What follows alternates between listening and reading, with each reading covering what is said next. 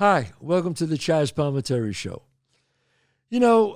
So many people ask me questions, not only about, acting, writing, directing, about life. All my friends, there's always that one guy you go to for advice. For whatever reason, I'm the guy.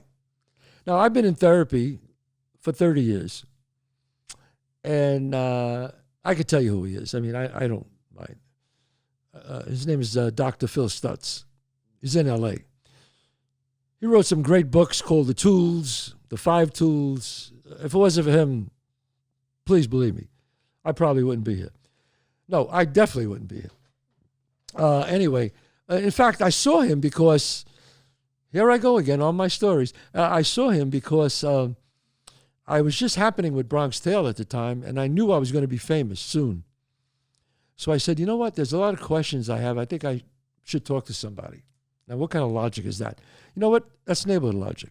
I knew something was going to happen, so I said, I think I should talk to somebody because this thing is going to blow up. So I started talking to him. I said, I'll only speak to him for like 5 months, whatever, 6 months, I'll be done. 32 years later, here I am. And he even said to me, he said, you know what, Chazz, you would have made a great shrink. And I said, why is that? He goes, because you're real clear and, the way you talk. And I actually talked to him, so it's great. So I thought I'd do this episode about neighborhood logic to do this show. Sometimes, you don't have to see a shrink. Just think neighborhood logic. So that's why I ask for people to send in questions and give you my advice. This is neighborhood advice. If you like it, you like it. You don't like it, don't do it. So let's see on the monitor here what the first question is. Hey, Chazz, my wife is always pissed off at me. No matter what I do, I can't make her happy. What do I do? Oh, shit. There are some people. First of all, are you doing everything you could do? Let's be fair here now. A marriage is like a garden. You got to water the flowers. If you don't water the flowers die. But both gardeners have to do it. Just can't be one person. Now, I don't know your wife. I don't know anything about the story. She's always pissed off at you. I don't know why she's pissed off at you. Maybe you deserve it. I don't know. But first you have to look at yourself and make sure you're not pissing her off for some reason. Okay? Now, there are times when there are people in this world who are born without a happiness plug, I call it. That means there's a plug in them that no matter how much goodness you put in them, they can never be happy. And you know who you are. And you know if you're married to one of those, girl or guy. No matter what you do, they just can't be happy. Everything is a hassle. Everything. Everything is a big hassle. And I'm talking to men and women now. Not just women, both, men and women. Oh, you want to go out tonight? No, not tonight. You going to wear that red dress? Yes. Why, you don't like the dress? No, I like the dress. You don't hate the dress? Oh, God. Everything is a big deal. And they, again, man or woman, have to pontificate about everything. They're right even if they don't know what the fuck they're talking about. They're right. Now, being married to a hassle-oriented person is a nightmare. So my neighborhood advice to you is, before you get married or fall in love or fall in a deep relationship, you got to make sure that person is not hassle-oriented. Because if she or he is, wow, you got a tough life ahead of you. Because you see, life is hard as it is. Life is hard as when everything is right. When everything's going great, life is hard. As my friend Sally Slick used to say, life is a shit sandwich. You either eat it or starve. Very eloquently put, I think. And that's the way life is, So, but now if you have someone who makes everything a big deal, wow, that's a problem. But you have to make sure, and I go back to this gentleman who called, who sent me a note. She's always pissed off. No matter what I do, I can't make her happy. You have to look at yourself first and make sure you're doing all the right things, that you're watering the garden. And then if you're doing everything correctly, or almost correctly, and she's still upset, then you have a problem. She has to speak to someone. She has to go on medication, or you got to get her whacked. You got to clip her. That's it. I mean, no, I'm just kidding. I'm just kidding. No, you can't do that. Don't say that. Why did I say that? That's the neighborhood comes out of me. I can't help it. So just think about that. Just look at yourself and make sure you're doing everything right. Then I'm sure she'll be okay. Now, let's get another question from someone out there. Don't forget, it's the Chazz Palminteri Show at gmail.com. And our next question is, Chazz, I know you know these people. Oh, God. Chazz, I see where this is going. Chazz, I know you know these people. My husband is a degenerate gambler. Is it possible for our marriage to survive? Wow. Well, if you're willing to put up with a lot of shit, honey, then you could survive it, I guess. But I don't know if you're going to be happy, and I don't know if he could be happy. I mean, I grew up with degenerate gamblers, as you know. Eddie Mush was one of the great degenerate gamblers. But he lost all the time, so that was easy. And he was never married. But when you say the word degenerate gambler, that's, what a degenerate gambler is. My friend Dave Salerno, he played Frankie Coffee Cake in the movie A Bronx Tale. I love Dave, but he was a degenerate gambler. Totally. Give you an example. One time he came over to me, he said, Chazz, I got this tip on a race at Belmont it was. He goes, you got to lend me $100. I mean, this is back, in the late 60s. You got to lend me $100. 1969. What am I, 18? You got to lend me $100. He was a little older than I was. He goes, I promise you, my brother-in-law is coming home tonight from Indiana. I'll never forget it. I'll give you the $100 tonight.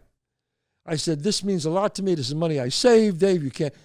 Tonight, you'll get the money. He's coming home from Indiana. I said, okay. I go home. I get the money. I give it to him. I'm a young kid. He's older. I want to impress him. I want to be with the big guys. I give him the $100. We get in a car. We go to Belmont. On our way there, I hear him talking. Don't worry. Thanks for the 100. My brother said he's coming in this week.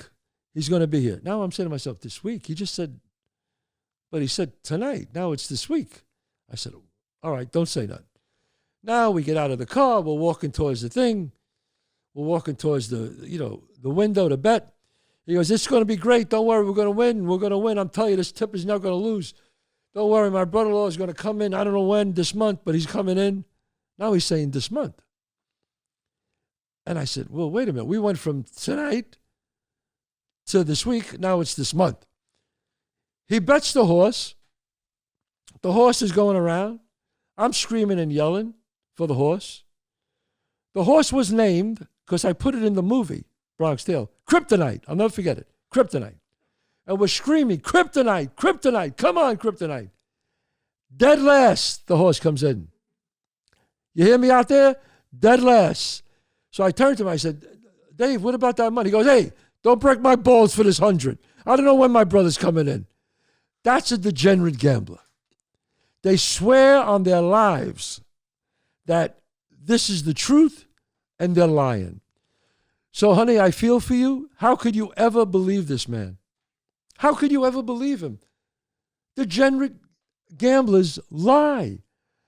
They will push their mother off a cliff for the money, thinking that it'll be okay, somebody will catch her. I'm telling you, my friend, I can't say his name because it ended up not well. But he borrowed money off these wise guys, and they were going to hurt him. And then he went to another crew and borrowed money off them to pay that crew. So what does he do? He takes their money and leaves town. Think about that. I mean, what's the worst thing you could do? Not only beat one crew, you just beat two crews. They're both after you. I remember I was out in L.A. I just got there in 86. And they called me up. And they said, we're looking for you-know-who. We heard he might be out in L.A. And I said, no, I haven't seen him. And they went, yeah, you wouldn't tell us anyway. They said, if you see him, please tell him that we don't want the money. Tell him that. Even if he gets the money and pays us double, we don't want it. We know what we have to do to him. And I was like, all right, I'll tell him. And I didn't know where he was, but I got the message to some people to tell him. And they told him. And for years, we never saw each other. We never saw anybody. He left the neighborhood. I didn't know where he was. Cut to 2008, I'm doing the Broadway show. A Bronx Tale, the one-man show on Broadway. And I get a stage manager walks over to me, and she said, so-and-so is here. And I said, who's that? She said to me, you know. And I realized who it was. And he came in the dressing room by himself. His hair was all white. And I looked at him. I said, hey, how are you? We hugged and we kissed. And this was the conversation. Hey, where you living? Are you married? No. Yeah, could we see each other again? Not, well, Wouldn't say a word. And now he left. And I'm saying to myself, wow, lost all his friends. He was married, lost his wife, lost his children, the closeness with his kids. For what? For gambling. And this was a smart guy. This guy went to a big Catholic college. A smart guy. Could have been anything he wanted to be. But you know what? He was a degenerate gambler. And it never, ever worked out. Because he wouldn't stop. I got a great friend of mine, and I'm sure he won't mind if I say his name, my friend Squiggy. And he was in A Bronx Tale. A lot of these guys, we put him in The Bronx Tale. Squiggy was in A Bronx Tale, and he's in the crap game scene. And Squiggy was a degenerate gambler. Not anymore. He went to the whole anonymous thing, and I'm going to have him as a guest on the show on some of the coming episodes, my friend Squiggy. And we call him Squiggy because his last name was Squillante.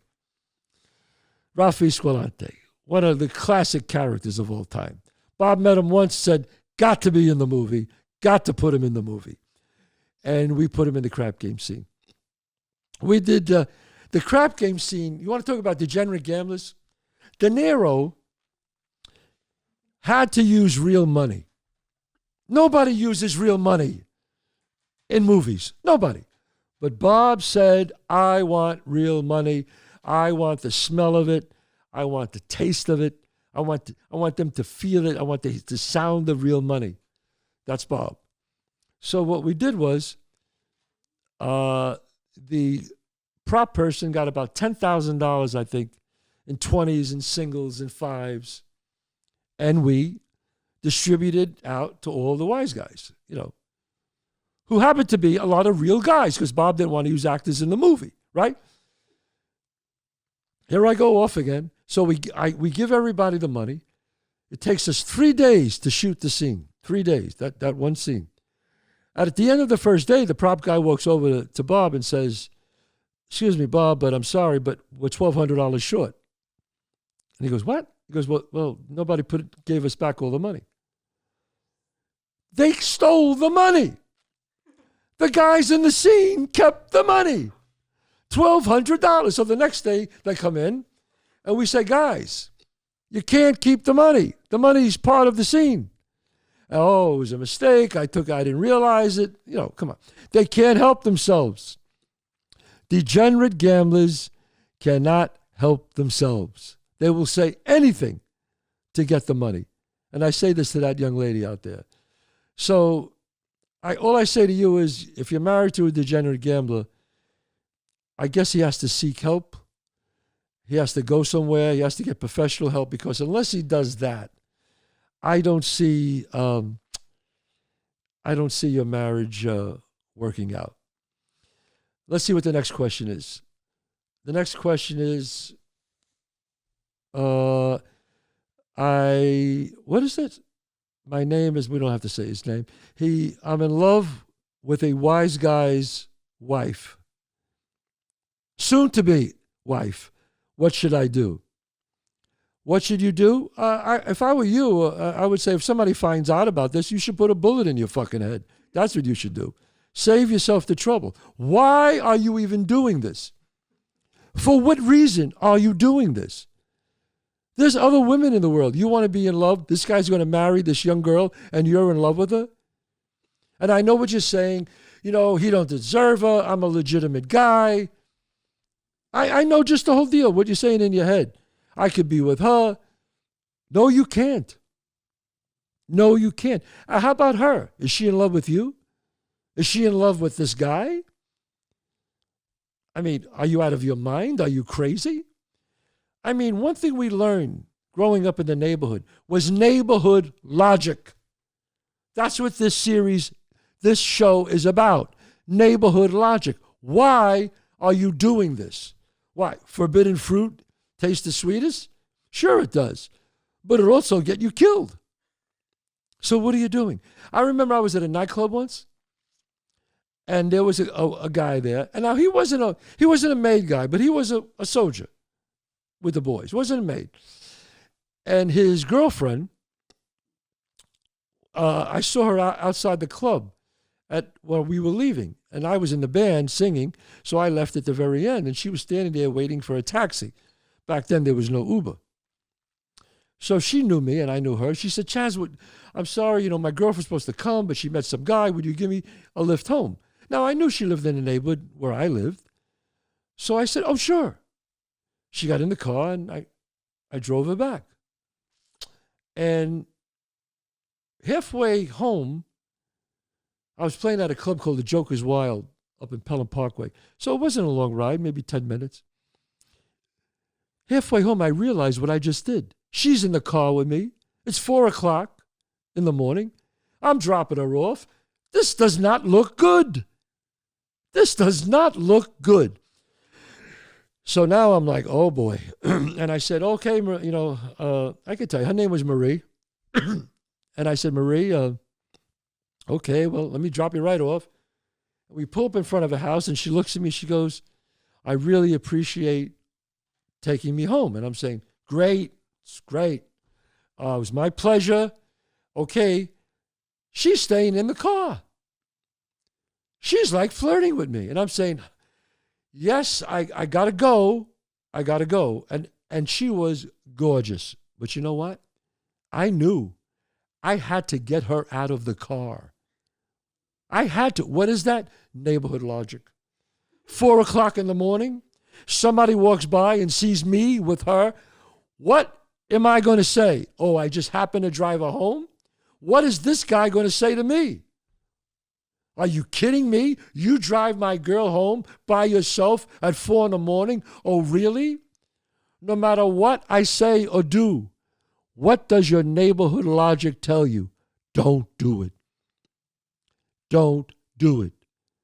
Because the little head could destroy the big head.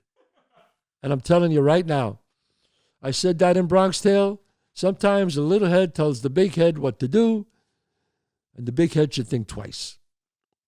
Because all the blood runs out of your brain and runs down there.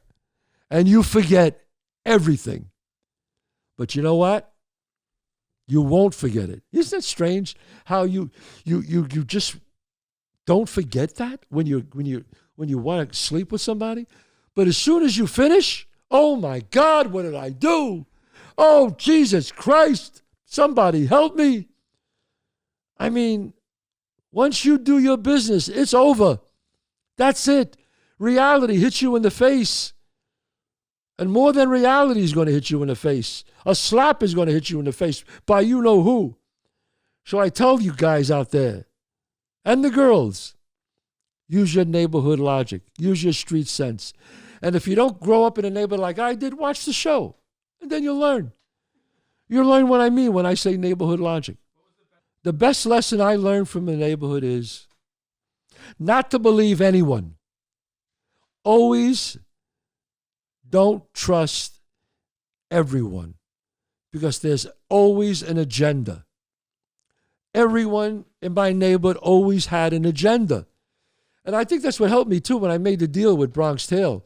When I would sit across the table, I would always watch them and say, they're lying. They had to prove to me they were telling the truth. I had a friend, Nicky Branch. Now, Nicky Branch, they call him Nicky Branch because he was really skinny. He was like a branch. So they called him Nicky Branch.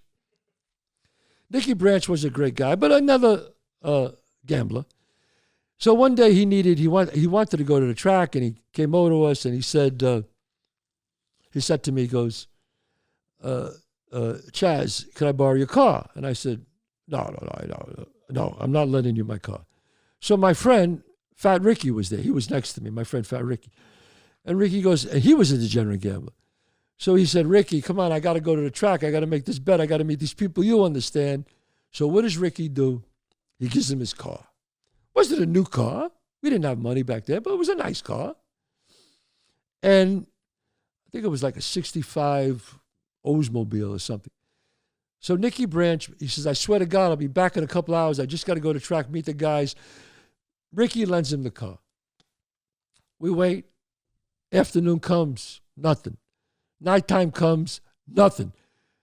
We're walking around, laughing on the corner. We're making fun of Ricky, saying, hey, Nicky Branch sold your car. We figured he sold the car, right? Who comes walking down the block by himself, walking down the block, is Nicky Branch. Nicky Branch walks over to Fat Ricky and goes, you got some nerve giving me that car. Ricky goes, what? Let me tell you something, he says to him. I saved your life, Ricky. I saved your life with that car. Ricky goes, what are you talking about? Where's my car? Nicky goes, where's your car? The brakes were horrible in that car. I totaled it. I smashed it to the side of a building, but thank God that could have been you.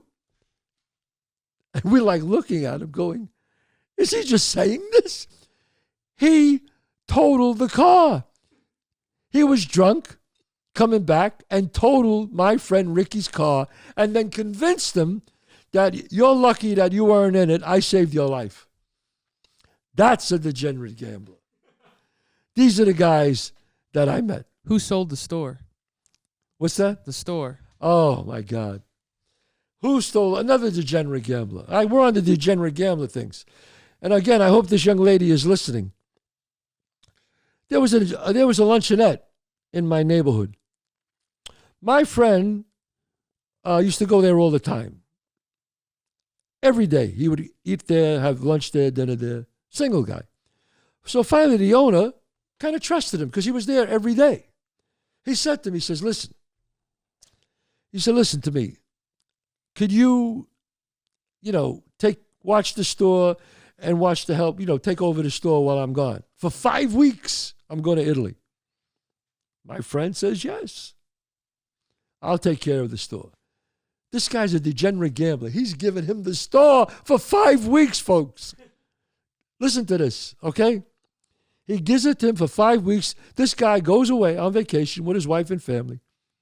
During the 5 weeks, the first or second week, he sells the store. Listen to me. Sells it to a guy in the neighborhood, a friend that he knew. Gets a deed, the whole thing with a lawyer, schemes the whole thing. Sells it to this one guy. This guy buys the store, gives my friend a hunk of money. Now it's his store, right? He realizes after the first week, he hears in the neighborhood that, hey man, he doesn't own the store for you to buy. He realizes that he got duped, right? What does he do? He sells it to his brother. You hear me? His brother. Because he wanted to get his money back. He sells it to his brother. His younger brother buys the store. This goes on in the 5 weeks. This guy's away. This guy comes back with his wife and kid, walks into the store and says, "Where's Eddie?" He says, "What do you mean?" Oh, Eddie was the guy, the first guy. He goes, "Where's Eddie?" He said, "Eddie's not here." So, well, who's running the store? He goes, what store? He goes, "This is my store. My brother sold it to me." He goes, "Who's your brother?" He tells him who his brother is. He goes, No, this is my store. I own the store. Now there's a fight. The cops got to come. It's insanity. This is what happens when you get involved with a degenerate gambler, folks. I'm telling you, it's... Last one. What about the three brothers? The three brothers? What was that? The wake. Oh, the wake. Oh, my God. Can you tell that? Yeah, I could tell that story. My son Dante, because he's been hearing all these stories all his life. So we're at a wake, right? So this wise guy dies. And the three brothers are there. It's a true story, folks. When I tell you these stories, they're true stories. Now, the father said, "When I die, I want you all to put $100 bill in my pocket. My shirt, not my shirt pocket, my suit pocket, the side pocket. I want to die with $300 on me in case I need it." That's what he said. This was a known story. They said, "Dad, when you die, that we're going to do that." So, P.S., the guy's in his 80s. He dies. Now, the three brothers, the younger brother was the degenerate gambler. So, the first brother goes in there. This is a true story. First brother goes there, takes the $100 bill, C-note, puts it in his pocket. Second brother walks up, takes $100, puts it in his pocket. Third brother's up there, and he's there a little too long. Now, he's a degenerate gambler. Two older brothers know something was up. So they go over there, and they said, "Did you put 100 in?" He said, "Yeah, I put 100 in." They said, "Did you put 100 in?" He says, "I put 100 in." They open up the thing. They look. What he did was he took out the 200 and put in a check in for 300. That's a degenerate gambler, folks. Oh, God. You imagine that? His father, his dying wish, $300. He took the 200 out, kept it for himself, and wrote a check for 300. And you know what? They were laughing because the check would have bounced. He wasn't even good for the check. It was a phony check. Degenerate gamblers. Neighborhood logic. Don't trust them. We had a store, Butchie Cans. Butchie Cans was a great guy. He owned a grocery store. They call him Butchie Cans because all the cans in the store. You know, that's how they get these names. And Muzzy came in once, my friend Muzzy. And he walked in, he says, "Hey," and he was the degenerate gambler. He said, "Butchie, could you cash this check?" And we all went, "Whoa, whoa, whoa." You know, like, are you kidding? He goes, No, it's a cashier's check. It's a check I got from the company. It's good. So Butchie looks at the check, and he looks at it, and it wasn't the check. It was the other half of the check, the receipt. You know, a check comes with two. You know, you tear it, but it was just the receipt. And Butchie says, "Muzzy, this is not a check. It's a receipt." So Muzzy goes, "Check, receipt, what's the difference? You're not getting the money anyway." Oh, my God. So I know I went off on one of my stories. So to that young lady out there, could you have a happy life with a degenerate gambler? Probably not, honey. So if I were you, I would say, I can't tell anybody to leave somebody if you love them, but I would say either he gets help or you're going to have to leave him because you're going to have a life of pure torture and agony. And he will never, ever tell you the truth. It's neighborhood logic, folks. I know you can see a shrink and spend $500 an hour, or you could send your emails to me, Chazz Palminteri, the Chazz Palminteri Show at gmail.com. Forget spending $500 an hour for a shrink. Because I get right to the heart of it. What's the right way to go about this? Because sooner or later, when you marry a degenerate gambler, an alcoholic, a guy who's a serial cheater, it's just not going to work out. You know, that's the hard thing about, you know, being happy. You got to sacrifice. It's called delayed gratification. That's what it's really called, folks.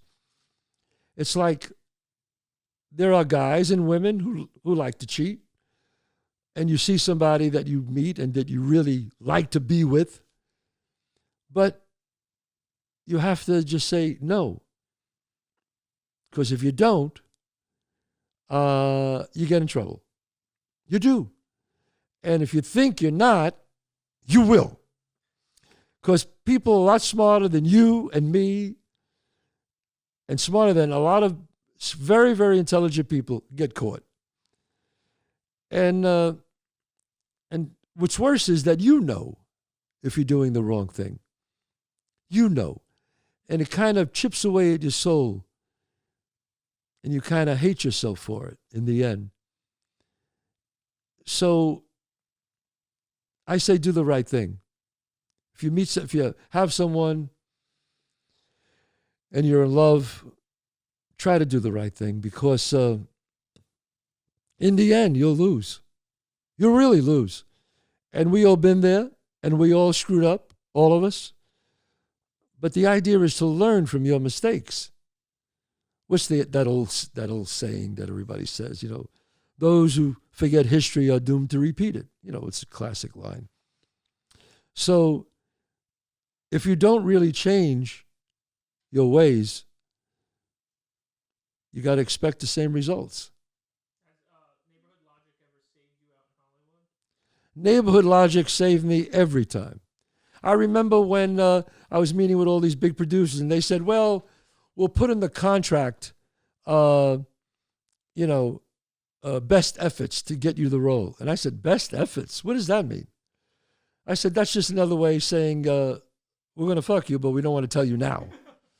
That's all that means. We're going to screw you, but it's just not now. Later. Best efforts. I said, no. I have to be play and pay. There's a thing in Hollywood, it's called play or pay. And play or pay means once they hire you, even if you don't make the movie with them, they still have to pay you. But that wasn't good enough for me. I said my deal has to be play and pay. So they can't make the movie without me. And, I was able to get that because, let me drink some water here for a second. Michigan. My daughter's in Michigan. She just got in. She's going to Michigan. Go Blue. That's all I got to say. Anyway, and I teach in Neighborhood Logic and my son Neighborhood Logic all the time. But I knew that if I didn't have that in the contract, I was going to get screwed. But where was the power that I had? It was because I wrote the script. If I didn't write the script, A Bronx Tale, I never would have been in it. And I know that. No matter how good I thought I was as an actor, they would have gotten rid of me. So the real power was the script. That's the power in Hollywood, is the script. Nobody could get hired. Nobody can get fired. Nobody can get they can't cast actors. Nothing happens until they have a script. So when you write the script, that's where the power is. Where was I? Did I just go off on a rant somewhere? Yeah. No, we were talking about, how did it help me in Hollywood? That's right. It helped me in Hollywood because when I was sitting across the table from them, I knew when I was being bullshitted. I knew it. My street sense told me, this guy's going to screw you. And that was totally opposite when I met Robert De Niro, that I knew. I looked him in the eyes and I could tell that he was telling the truth. And he did tell the truth. And I shook his hand, and that's the way it was. But I really do believe that my Neighborhood Logic got me through that. If I wasn't from the neighborhood, I don't know if I would have been able to navigate that whole thing. Also, don't forget, I was 38 years old, 39, so I was older. That's why I think it's a shame when people make it when they're 18, 19, 20. I've seen some very, very talented actors who are young actors who destroy their lives because they couldn't handle it. They ended up in rehab and then ended up in jail. But then you get the other actors, the young actors who were able to handle it. Ron Howard was very successful as a young adult, a young kid, and then on Happy Days, and then as a great director. Leonardo DiCaprio. Leo always, was able to handle it, was way beyond his years, able to understand the discipline and the work involved. And I never forgot that, and I always told him that. I was very proud of him. I'm proud of his career, too. Always wanting to do the right thing. Always acting with style and class. What's a piece of neighborhood logic that you would give to all coming up actors, young actors, people in Hollywood? Well, I think, again, I go back to a lot of things I always say about neighborhood logic is be real good at what you do and be well liked. And I don't think you could fail if you do that. I mean, that's just logical, because like I always say, the business is a crapshoot and life is a crapshoot. But I could say one of the most important decisions you could ever make in your life is who you marry.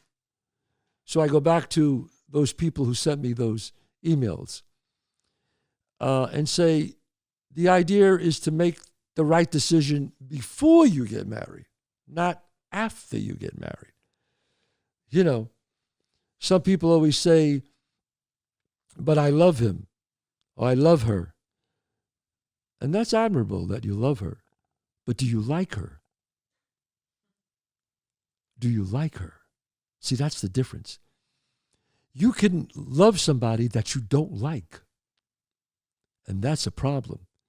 They say opposites attract. Yes, they do. But there's a second half to that. Opposites do attract, but they don't stay together too long. That's what happens to them. So, a wise guy once said to me, find someone that puts wind in your sails. I think that's important.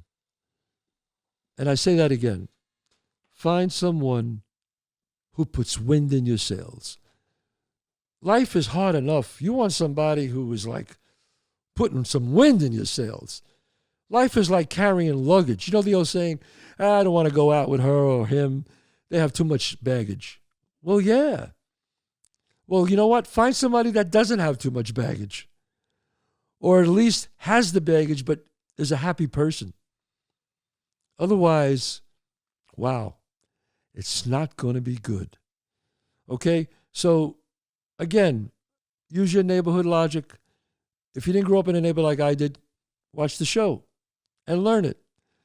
But I think that's important, that you're with somebody who's not weighs you down, who puts wind in your sails. Thanks for coming. Thanks for coming to the show. And we'll see you again.